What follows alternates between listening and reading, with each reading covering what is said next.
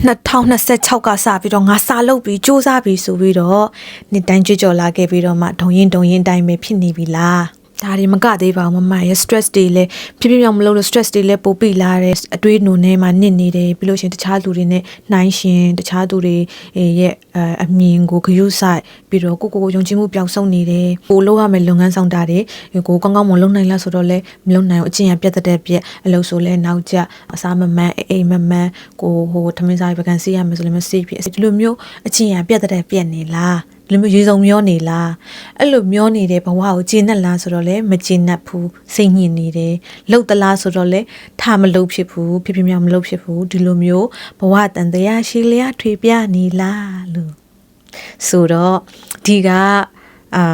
ငပြင်းမာလေးမတ်ကြပြာကိုယ်တိုင်ကလည်းအဲ့လိုပဲဖြစ်ခဲ့ပါတယ်29နှစ်တာလုံးအဲ့လိုပဲတန်တရားလဲခဲ့တယ်ပေါ့နော်ဒါပေမဲ့10 လလောက်ရှိပြီပြောင်းလဲမှုတစ်ခုလုံးနိုင်ခဲ့တယ်ပေါ့နော်အဲ့ပြောင်းလဲမှုလေးလုပ်လိုက်တာမှာစောစောကပြောခဲ့တဲ့အချက်တွေရဲ့80%လောက်ကိုအခုချိန်မှာပြုပြင်ပြောင်းလဲနိုင်လိုက်ပြီရှေ့ဆက်သွားဖို့ပဲကြံတော့တယ်ဒီလိုမျိုးဖြစ်နေတော့အရန်ပျော်တယ်ပေါ့နော်အဲ့တော့ကိုလိုမျိုးပဲဖြစ်နေတဲ့သူတွေကိုမျှဝေပေးခြင်းပါတယ်တဦးတယောက်အတွက်ဘ ഹു တုတရခွန်အားရပါစေလို့မျှော်လင့်ပါတယ်နော်ဗီဒီယိုဆုံးထိကြည့်ပေးပါကဲအဲ့တော့စုံဝအချက်တွေကိုပျောက်ချင်တယ်ပေါ့နော်ဘာဖြစ်လို့လဲဆိုတော့ဘဝကြီးကပျော်မနေတော့ဘူးအမြဲတမ်းလူတွေကသိရမလားကိုယ့်ရဲ့ထိုင်ရာဒါအကြီးဆုံးကိုယ့်ရဲ့ပြဿနာဒါသူများရဲ့အကြီးဆုံးဆိုပြီးတော့ဒီလိုပဲအကုန်လုံးခံစားရတာပဲစုံဝမကောင်းတဲ့ဟာရှိတဲ့အတွက်ငါဒါတွေပြုပြင်မယ်ဆိုပြီးတော့ဘာလုပ်လဲဆိုတော့စာများဖတ်တဲ့ဘာသာတရားလေ့လာလိုက်စားတယ်နောက်တစ်ခုကိုယ့်ရဲ့ဘေးပတ်ဝန်းကျင်မှာရှိတဲ့ကိုယ့်ရဲ့ချစ်ခင်တဲ့သူတွေကသူတို့ရဲ့ဘဝအတွေ့အကြုံနေကို sharing လုပ်ပေးတယ်အဲ့တော့ဒီ3ခုပေါင်းပြီးတော့ဘာတွေသိခဲ့လဲဆိုတော့4မျိုးသိခဲ့ပါ4မျိုးကိုရှင်ထဲကနေပြီးတော့လှိုက်လဲနေပေါ့နော်လက်ခံမိသွားတယ်ပေါ့နော်နားလေလက်ခံလိုက်တယ်အဲ့ဒါဘာလဲဆိုတော့နံပါတ်1ကမိုတီနဲ့စာလုံးလို့ရှိရင်ဘယ်တော့မှအလုံးမဖြစ်ပါဘူးလူဆိုတာအမြဲမိုတီတက်တဲ့အခါရှိတယ်စိတ်တက်ကြွတဲ့အခါရှိတယ်လေးလံထိုင်းပိုင်းပြီးတော့ဘာမှမလုပ်ချင်တဲ့အခါရှိတယ်ပေါ့နော်မိန်းကလေးဆိုရင်ပို့ဆိုပေါ့ဒီမိုတီဘယ်လိုပြောဟော်မုန်းအပြောင်းလဲတွေရှိတော့တော့ကြအဆင်ပြေလိုက်တော့ကြအဆင်မပြေလိုက်လိုမျိုးရှိတာပေါ့အဲ့တော့မိုတီတက်မှစာလုပ်ဖြစ်တယ်ဆိုလို့ရှိရင်သိကြတယ်မိုတီကျသွားပြီဆိုတာနဲ့ကိုစာကလုတ်ဖြစ်မှာမဟုတ်ဘူးအရင်ထုံရင်းတိုင်းပဲပြန်သွားမှာကောက်ရုံးမိတိုင်းပဲဖြစ်မှာပေါ့နော်စသိမ်းမှာပဲအဲ့လိုနဲ့တန်တရားလဲနေတာပေါ့အဲ့တော့ဒီမူတီတစ်ခုတည်းနဲ့မလုံလောက်ဘူးဆိုတာသိသွားတယ်နောက်တစ်ချက်ကကိုထိမ့်သိမ်းဆောက်ရှောက်ဖို့လိုအပ်တယ်ဆိုတာကိုလည်းလှိုက်လဲနဲ့သိသွားကိုဆိုတာကိုခွဲမယ်ဆိုရင်ဘာရှိမလဲကိုခွဲခြားလိုက်မယ်ဆိုရင်စိတ်ရှိတယ်ခန္ဓာရှိတယ်စိတ်တက်ကကြနေတယ်စိတ်အစင်မပြေဘူးဆိုလို့ရှိရင်လေမစားချင်မတောက်ချင်ဘူးဒါမှမဟုတ်ပိုးစားပြစ်တယ်ဒါမှမဟုတ်အေးပြက်တယ်စားချစ်တဲ့ဖြင့်ခန္ဓာကိုထိခိုက်တယ်လို့မျိုးပဲခန္ဓာကလည်းနေမကောင်းထိုင်မကောင်းဖြစ်တယ်တစ်ခုခုဒုက္ခတစ်ခုခုယောဂတစ်ခုခုခံစားရတယ်ဒါမှမဟုတ်ဝရတယ်ပိန်နေစသဖြင့်ခန္ဓာကိုမှာထိခိုက်မှုတစ်ခုခုဖြစ်လို့ရှိရင်လေဒီစိတ်မှာသွားပြီးတော့တက်ရောက်တယ်ဟုတ်တယ်နော်အဲ့တော့စိတ်နဲ့ကိုယ်နဲ့ကဆက်ဆက်မှုရှိတယ်အဲ့တော့ဘဝတက်တာမှာစိတ်ရဲ့ကျန်းမာရေးကိုယ်ရဲ့ကျန်းမာရေးကအရေးကြီးပါလားငါဒီအပိုင်းအပေါ်မှာယဉ်ဒီမြုပ်နှံဖို့လိုအပ်ပါလားဆိုပြီးတော့အရင်ဆုံးသိသွားတယ်နံပါတ်3ငါအတွက်ငါရှိဖို့လိုတယ်ဆိုတာကိုသိသွားတယ်ပေါ့နော်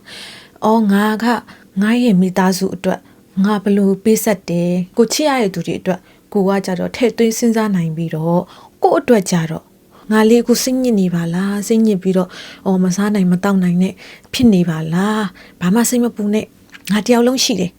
ငါအတွက်ငါရှိတယ်စိတ်ညစ်နဲ့ fighting ငါထမယ်ကြိုးစားမယ်နင့်အတွက်ငါလုပ်မယ်ဆိုတဲ့ကိုဟိမသိမှာလားဆိုတဲ့ဒီအချက်လေးကိုလည်းသိသွားတယ်ပေါ့နော်နောက်တစ်ချက်ကကိုလိုချင်တဲ့အရာတိုင်းကကိုပျော်ရွှင်မှုပေးပေမဲ့သူကလည်း expire date ရှိတယ်ပေါ့နော်အဲ့လိုမျိုးတည်သွားတယ်အရင်တော့သွားအရင်ကမညီခဲ့ဘူးငငယ်တုန်းကဆိုလို့ရှိရင်ငါဘဝမှာငါ့ကိုရွှေတွေပုံအောပေးမယ်ပတ်စံသိန်း1000ပေးနေအောင်အဲ့သိန်း1000မယူဘူးသိန်း1000ယူမလားသိန်း1000ယူမလားဒါမှမဟုတ်သွားညီမလားလို့မေးလို့ရှိရင်သွားညီမယ်ဆိုပြီးတော့ပဲရွေးမှာပေါ့ဒါကြီးကြောင့်ကို့မှာစိတ်တော်ကတွေရောက်နေရနေ့စဉ်နဲ့အများကြီးချင်းလည်းမရရဒီလိုမျိုးဆိုတော့ငါဒါရလို့ရှိရင်ငါသွားညီရင်ပဲငါပြောပြီးဒီလိုမျိုးတွေးခဲ့တာပေါ့နော်ဒါပေမဲ့အခုဘယ်အချိန်မှာသွားညီခဲ့24နှစ်အရွယ်မှာသွားညီခဲ့တကယ်လည်းပြောခဲ့ ဒါပေမဲ့အဲ့ဒါအချိန်တိုင်းမပြောဖြစ်ဘူးအချိန်တိုင်းကောင်းတာတွေကိုမတွေးဖြစ်ဘူးဟာတွားညီကြတော့ဟုတ်တယ်ပြောပြီးတော့နေ့တိုင်းတတိမြောင်မိဒါပေမဲ့ငါဟိုဟာစိတ်ညစ်တာဒီဟာစိတ်ညစ်တာဟိုဟာလေးလိုချင်တာဒီဟာလေးလိုချင်တာဆိုပြီးတော့ဖြစ်ပြန်ကောဟောအရင်ကရန်ကုန်သွားခြင်းနဲ့ငါနိုင်ငံခြားမှာဒါကြောင်းတက်လို့ရှိရင်တော့ငါဒီဘဝပြောပဲငါဒီဘဝငါစိတ်ချမ်းသာပြီတကယ်ရောက်လာပြောတယ်ဒါပေမဲ့အဲ့ဟာကိုအမြဲတမ်းမတွေးဖြစ်တော့ဟောဒီမှာဒီနိုင်ငံခြားရောက်လာနိုင်ငံခြားမှာကိုယ့်ရဲ့စိတ်အစင်မပြေမှုစိတ်တခြားသောဒုက္ခတွေစိတ်ဆင်းရဲမှုတွေပြဿနာတွေရီမှန်လိုချင်တဲ့လောဘတွေနောက်ထပ်တစ်ခုထပ်တက်လာပြန်ကောအဲ့ကြတော့စိတ်ညစ်ရပြန်ကောအဲ့လိုဆိုတော့စစုံကဟာတွေကိုရှင်နဲ့အသေးရနေပြီးတော့နားလည်လက်ခံပြီးတဲ့အခါမှာဘာစလုပ်လဲဆိုတော့တိတ်ဆိတ်ငြိမ်သက်နေတဲ့နေရာဘယ်သူမှကိုအနှောက်အယှက်မပေးမဲ့နေရာဖုံးဆိုလဲဖုံးပိတ်လိုက်ပြီးတော့ကိုတယောက်တည်းရှိတဲ့နေရာမှာထိုင်ပြီးတော့အရင်ဆုံးကိုယ့်ရဲ့မာမာနအကုန်ခါဝါချငါဘာဖြစ်နေတာလဲငါဘာစိတ်ဆင်းရဲနေတယ်လဲကိုပြန်ပြီးပါဇက်ကထုတ်ခါပြောကိုတွေးနိုင်လဲတွေးပြောနိုင်လဲကိုကဒီကမကပြလေးကတော့ထုတ်ပြောတယ်ပေါ့နော်ထုတ်ပြောပြီးတော့ဟုတ်တယ်ငါဒီအချက်တွေမှာငါမိုင်မဲခဲ့တယ်ဒီအချက်တွေမှာငါငပြင်းမှလောက်ခဲ့တယ်ငါဒီခွင့်ရေးတွေငါဆုံးရှုံးသွားတယ်ငါညံ့ခဲ့တယ်ဟုတ်တယ်ငါညံ့တယ်ဆိုပြီးပြောပြီးတော့ငိုချလိုက်တယ်နံပါတ်1ငိုချလိုက်တယ်ပြီးရင်နံပါတ်2အရှိတိုင်းလက်ခံလိုက်တယ်စစုံကပြောတယ်ဟုတ်တယ်ငါညံ့ခဲ့လို့ဟုတ်တယ်ဆိုပြီးတော့ဒီအပိုင်းမှာဟုတ်တယ်ငါအားနဲ့ချိုးရင်းတယ်အရှိတိုင်းကိုလက်ခံလိုက်တယ်နံပါတ်3ကိုမှာကောင်းတာတွေလည်းရှိပါလားဆိုပြီးကိုပြန်ပြီးတော့ချီကျူးတယ်ပေါ့နော်အေးဟုတ်တယ်နင်ဘာမှမဖြစ်ခင်တော့မှငါပြုတ်ပြင်ဖို့လိုအပ်ပါလားဆိုတဲ့ဒီအတွေးလေးစိတ်ထဲမှာဖြစ်သွားတာဒီနင်တော်တယ်ငါလေးတော်တယ်ဒါမှမဟုတ်ကိုကလမ်းမကိုရောက်ခဲ့ရင်တော့မှလမ်းမအတိုင်းကိုဆက်မသွားဘဲနဲ့လမ်းမနေရာမှာရက်ပြီငါပြန်လှည့်တဲ့မှာလားဆိုပြီးတော့ဒီလိုအတွေးလေးပေါ်တယ်ငါရန်ကျေးဇူးတင်လိုက်တာကိုပြန်ပြီးတော့ကျေးဇူးတင်လိုက်တယ်ကဲဟုတ်ပြီငါအစိုးတာတွေလည်းငါလက်ခံတယ်ငါဒီလိုမျိုးပြနိုင်စိတ်ရှိတာကိုလည်းကိုချီကျူးတယ်အဲ့တော့ငါတစ်ကနေပြန်စမယ်မလောဘူးလောဘလည်းမကြည့်ဘူးတစ်ကနေပြန်စမယ်ငါရိုနယ်ဒိုမှမဟုတ်တာရိုနယ်ဒိုတို့လိုဟာလာဖန်လက်ဝဲသမားဖန်လို့ငါလုံမယ်ကွာဒီလိုမျိုးစိတ်တက်မျိုးငါမှမရှိတာအေးမရှိဟုတ်တယ်ငါလက်ခံတယ်အဲ့တော့ငါတစင်ချင်းစီငါသွားမယ်နေ့ကိုခြေတလန်းပဲရွှေ့နိုင်လဲရတယ်အချိန်တန်ရင်အဲ့တလန်းကအများကြီးဖြစ်သွားမယ်နော်ငါဒီတလန်းကိုနေ့စဉ်လှမ်းနိုင်လို့ငါကျေးဇူးတင်မယ်အဆက်မပြတ်လှမ်းနိုင်လို့ကျေးဇူးတင်မယ်ရတယ်ဘာမလို့လောမကြည့်ဘူးငါဒီကစမယ်အစမယ်ဆိုပြီးတော့ကိုဆုံးဖြတ်လိုက်တယ်ပေါ့နော်ကဲစလုပ်ပြီး action ယူပါပြီဆိုတော့ဘာလုပ်လဲတည်လားဂျင်စော့တာပဲဖြစ်ပါတယ်ကြားလိုက်တယ်နော်အပိုင်းတစ်တင်ဇက်သိမ့်ပြီတဲ့ငါကဒီမှာငုတ်တုတ်ထိုင်ပြီးစာလောက်ကြတာဟာတော့မလောက်ချင်လို့ပါဆိုကမှသူကဒီလှုပ်ရှားနဲ့တုံးတိုင်းဒီဝိတ်မာတဲ့ဟာငါ့ကိုလှုပ်ခိုင်းနေတယ်ပြီးတော့ငါဒီလောက်လဲကျမကြီးမကောင်းဖြစ်နေတာမှမဟုတ်တာပြီးတော့ငါအခုခန့်တအားလှချင်ပြီးတော့ကိတ်ချင်တာမှလည်းမဟုတ်တာပြီးတော့အဖူးတွေတွေ့တယ်လက်ထက်ချင်တာမဟုတ်ဘူးဘာလို့လောက်ရမှာမလဲတွေးနေပြီမလားဒီကပို့ဆိုးပေါ့ငပြင်းမလေးလေဒီတိုင်းပဲတွေးခဲ့တာပဲဒါပေမဲ့စာဖတ်ခြင်းရဲ့အကျိုးကျေးဇူးကြောင့်စာဖတ်တဲ့အခါမှာအောင်မြင်တဲ့သူတွေစူးစမ်းနေတဲ့သူတွေကအားလုံးနှိပါသူတို့ပြုပြင်ပြောင်းလဲလိုက်နိုင်တဲ့အထက်မှာဘာပါလဲဆိုတော့လေ့ကျင့်ခန်းလုပ်တာဂျင်စော့တာကအမြဲပါတယ်အဲ့ကြတော့သူတို့ကကိုယ်တိုင်လုံနိုင်လိုက်ခဲ့တဲ့သူတွေလေလုံနိုင်ခဲ့လိုက်တဲ့သူတွေဆိုတော့သူတို့စကားကိုယုံတယ်အဲ့တော့ဘလို့စလုပ်လဲဆိုတော့ငါဂျင်စော့ရင်ဂျင်ကိုတွားမှနေတယ်ငါပြင်းမှာအဲ့တော့အိမ်မှာစော့မယ်နံပါတ်1ငါဂျင်စော့ရင်3လပဲစော့မယ်3လပဲမဖြစ်မနေ3လပြီးလို့ရှိရင်မစော့ကြုံလားမစောငါမစောငါ3လပဲစော့ငါ3လပဲငါ3လကိုတော့မဖြစ်မနေပင်ပန်းလဲဘတ်တကူစူးစမ်းမယ်3လကိုတော့မဖြစ်မနေလုံမယ်လို့ငါတဘဝလုံးပြောင်းလဲဖို့တော့ငါ3လတော့ငါရင်းမယ်3လပြီးသွားရင်မလုပ်ဘူးကွာအဲ့3လလုပ်ခဲ့တာပဲငါ3လပဲလုပ်ခဲ့ပြီးမဖြစ်မြောက်ဘူးလို့ကိုမတွေးငါ3လလုပ်ခဲ့နိုင်တယ်လို့ကိုချီကျူးမှာဆိုပြီးတော့ကိုဂတိပေးတယ်ဆော့တော့ပထမတစ်ပတ်နှစ်ပတ်မှာဗာပြောင်းလဲလာလေသိလားအရင်ဆုံးဆော့ပြီဆိုရင်တော့စားရပြီလေမစားလို့ရှိရင်တော့ protein လုံလောက်အောင်စားရတာအဲ့ဒါမှမစားလို့ရှိရင်ဒီဆော့တဲ့ဟာအကျိုးမဖြစ်တော့ဘူးလေအဲ့တော့စားရပြီပေါ့စားရပြီဆိုတော့လေ့ကျင့်ခန်းလည်းလုပ်ဖြစ်အစားလည်းမှန်သွားတယ်ပေါ့ လေ့ကျင့်ခန်းကပေးတယ်စိတ်ကြည်လင်မှုအာဟာရကပေးတယ်ခွန်အားတွေဒါတွေကြောင့်လူကအရင်လိုမဟုတ်တော့နည်းနည်းလေးတက်တက်ကြွကြွဖြစ်လာတယ်နောက်တစ်ခုစိတ်ညစ်ဖို့မေ့နေငါဟိုဟာစိတ်ညစ်တာငါဟိုဟာစိတ်တက်ကြတာအရင်တော့ဆိုတွေးရနော်တစ်ချိန်လုံးအားနေအဲ့ဒါပဲတွေးတယ်အိတ်ခါနီးလဲတွေးအေးလိုမပြောဒီလိုမျိုးဖြစ်နေတာနေပြီးတော့မေ့စိတ်ညစ်စရာတွေးဖို့မေ့ငါဒါအော်အေးဟုတ်တယ်ငါအဲ့ဒါတွေးရအောင်စိတ်ညစ်အောင်တွေးနေတယ်ဖုံးလေးကိုင်းအေးရပြောလိုက်တယ်အဲ့လိုမျိုးမေ့ပြီးတော့မှကြာကြီးကြာတော့အေးငါစိတ်ညစ်ဖို့မေ့နေတာပဲဆိုပြီးကိုတတိထားမိတယ်ပေါ့နော်အေးဟုတ်တယ်ငါဒါပေမဲ့ငါစိတ်ညစ်ရမယ်ငါစိတ်ညစ်တက်တယ်ဆိုစိတ်ညစ်ရအောင်တွေးနေခလော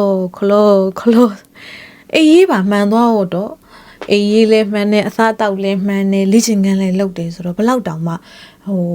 အားရှိပြီးခွန်အားရှိပြီးစိတ်ခွန်အားလူခွန်အားအပြည့်ရှိနေမလဲဆိုတာတွေးကြည့်လိုက်နောက်တစ်ခုမိုတီကလည်းအလိုတက်လာကိုကအရင်တော့ဆိုတစ်လမှ3-4ရက်အဲ့လောက်ပဲမိုတီတက်မယ်ဆိုလို့ရှိရင်အခုက3ပတ်လောက်ကမိုတီတက်အဲ့တော့မိုတီတက်လေကိုကတခုခုလုံမယ်ဆိုလို့ရှိရင်ဖြစ်မြောက်လုံနိုင်လေမိုတီတက်မယ်ငါစာလုပ်မယ်လို့တွေးလိုက်လို့ရှိရင်တစ်လမှ3ပတ်လောက်ကစာလုပ်ဖြစ်လေအဲ့လိုမျိုးဖြစ်လာပါတော့အဲ့တော့3လကိုကြိုးဆနဲ့လှုပ်လိုက်တဲ့အခါမှာဘာဖြစ်လာလဲဆိုတော့ခန္ဓာကိုယ်ကြီးလည်းပြောင်းလဲလာတယ်ကိုစိတ်တွေချမ်းသာပြီးတော့ယုံကြည်မှုတွေရှိပြီးတော့တည်မလားပြီးတော့လေကိုကထင်ခဲ့တာကငါဒီချင်မတဲ့ဝိမ့်မတာကြီးတွေငါလှုပ်ဖြစ်မယ်မထင်ဘူးကိုကနဲ့ကိုတာနော်ဂတိပေးခဲ့တာနော်ဒါပေမဲ့3လပြည့်လာတဲ့အခါအဲ့ဂျင်ဆော့ရတာကိုပြောလာတာတော့ဆော့ခြင်းနေတယ်ဆက်လဲဆော့ခြင်းနေတယ်တည်လားစိတ်ညစ်ရင်ဂျင်လေးဆော့လိုက်လို့ရှိရင်စိတ်ညစ်တာအကုန်ပြောက်အဲ့လိုမျိုးဆိုတော့ကဲငါဂျင်ဆက်ဆော့မယ်ဆိုပြီးတော့အခုစော့လာတာအခုဆိုလို့ရှိရင်6လကျော်10လရှိပြီပေါ့ဂျင်စော့နေတဲ့သူတွေပဲဂျင်ရဲ့အကျိုးကျေးဇူးကိုသိတာတကယ်ယုံပါအဲ့တော့အခုပဲကြည့်တက်ကြွတယ်ဂျင်အဲ့တော့10လပြည့်လာတဲ့အခါမှာအခုစော့လာ6လကျော်10လရှိပြီဆိုတော့ဘာကြီးပြောင်းလဲလာလဲအရင်က3လလုံးကစော့ခဲ့တာ3လပြည့်တော့ကဒီ negative တွေအကြောင်းဟိုပေါ့စိတ်တက်ကြစိတ်ညစ်စရာတွေးဖို့မေ့အခုကမတွေးတဲ့အပြင်ကိုယ့်ရဲ့အတွေးတွေက positive ဘက်ကိုသွားတယ်တခုခုဆိုလို့ရှိရင်ငါလုံနိုင်တယ်အဲ့ဒါလုံနိုင်တယ်ငါတိတယ်ငါကောင်ငါတိတယ်အဲ့လိုမျိုးမြောက်နေတယ်ပြီးလို့ရှိရင်ဟာတူတောင်မှကိုရီးယားစာဒီလောက်ကျွမ်းတာငါဘာလို့မကျွမ်းနိုင်ရတူတောင် native speaker လို့ကိုရီးယားစာကိုပြောနိုင်တာငါဘာလို့မပြောနိုင်ရအဲ့လိုကိုယုံကြည်မှုတွေရှိလာတယ်တစ်ဖက်ကဘာတွေပြောင်းလဲလိုက်လဲဆိုရင်ကိုယ့်ရဲ့အကျင့်တွေကိုပြောင်းလိုက်အော်ကိုကအင်ကြီးလေးကိုအင်ကြီးချိန်မှာမချိန်ဘဲနဲ့ဖြစ်တယ်လို့သိရမလားဆိုဖာပေါ်မှာတင်လိုက်လားအဲ့ဒါဆိုလို့ရှိရင်အင်ကြီးကိုအင်ကြီးချိန်မှာများရအောင်ချိန်မယ်အဲ့လိုမျိုးလေးပေါ့ငါထမင်းစားပြီးရင်ချင်းပကံစေးမယ်ဆိုစေးမယ်အလုပ်ကငါနောက်မကြအောင်အမြဲသွားမယ်အမြဲနောက်ကြအလုပ်သွားရင်ဆိုင်ရသူတွေတထေးတွေဆိုလို့ရှိရင်လက်လျှော့ထားရကိုအဲ့လိုမျိုးအခုဆိုလို့ရှိရင်ကိုကနဲ့ကိုအလုပ်ကိုနောက်မကြအောင်သွားတယ်အဲ့လိုမျိုးပြုပြင်ပြောင်းလဲတယ်ပေါ့နော်တစ်ဆင့်ပြုပြင်ပြောင်းလဲတယ်ပြုပြင်ပြောင်းလဲလိုက်နိုင်တဲ့အခါအခုနောက်ထပ်တစ်ဆင့်စာပေါ့နော်ငါစာပြန်လုပ်မယ်ဆိုပြီးတော့အားထိပ်ပြီးလုပ်တယ်ပေါ့နော်အဲ့တော့ဂျင်ဆော့ချင်းရဲ့ရလက်ကြောင့်တစ်ဖက်မှာ10ချက်လောက်ကုံကောင်းတာပေါ့နော်ကုံကောင်းလို့ဆိုဂျင်ဆော့ယုံနဲ့အကုန်လုံးဖြစ်လာမှာတော့မဟုတ်ဘူးပေါ့ဒါပေမဲ့ဂျင်ဆော့ပြီးတဲ့နောက်မှာကိုကမိုတီရလာအဲ့မိုတီနေ့စဉ်တိုင်းကမိုတီဖြစ်နေအဲ့မိုတီတက်နေပေါ့နော်အဲ့ဟာကိုအသုံးချပြီးကိုကဘာစူးစမ်းငါစာစူးစမ်းမယ်ဆိုပြီးစိတ်ကိုဆုံးဖြတ်အဲ့ဆိုရင်စူးစမ်းရဆိုလို့ရှိရင်ကိုကအရင်လိုမျိုးကောက်ယုံမီမဟုတ်ဘဲနဲ့အဆက်မပြတ်လုံနိုင်သွားလိမ့်မယ်ဆိုတာကိုအာမခံပြောကြပါတယ်3လလောက်ပဲငါတဘဝလုံးအတွက်3လလောက်ပဲဂျင်ဆော့မယ်အိမ်မှာဆော့ဟိုသွားဖို့ငပြင်းကိုလုံးငပြင်းဆိုလို့ရှိရင်ဆော့နေအိမ်သွားမဆော့နေအိမ်မှာဆော့မယ်ဆိုပြီးတော့အဲ့လိုမျိုးလုပ်ပါလို့ဒါကတော့ကိုယ့်ရဲ့အတွေ့အကြုံလေးတွေကိုပြပေးတာဖြစ်ပါတယ်အားလုံးအတွက်လည်းအကျိုးရှိခြင်းမှလည်းရှိမယ်ဒါပေမဲ့ကြည်နေတဲ့သူတွေကတေဦးတလေရများကိုလိုမျိုးစိတ်ခံစားချက်ရှိပြီးကိုလိုမျိုးလှုပ်ကြည့်ခြင်းစိတ်ဖြစ်ပြီးတကယ်လဲလှုပ်လိုက်လို့ကိုလိုမျိုးအဆင်ပြေသွားတယ်ပြောင်းလဲလိုက်နိုင်တယ်ဆိုလို့ရှိရင်ဒီကအရန်ကြည်နူဝမ်းသာမိမှာပါအဆင်မပြေဘူး